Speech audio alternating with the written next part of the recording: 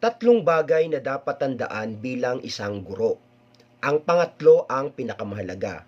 Una, ang pagiging patas at malawak ang pananaw. Ang pagkakaroon ng malawak na pananaw ay makakatulong sa pag-unawa at pagtugon sa iba't ibang pangailangan at kakayanan ng mga mag-aaral.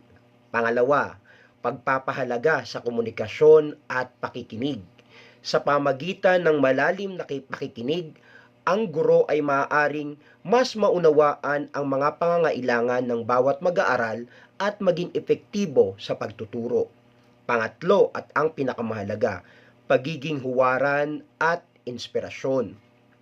Sa pamamagitan ng pagiging huwaran, ang guro ay maaaring magbigay ng inspirasyon at motibasyon sa mga mag-aaral upang magpatuloy sa kanilang pag-aaral at maging matagumpay sa kanilang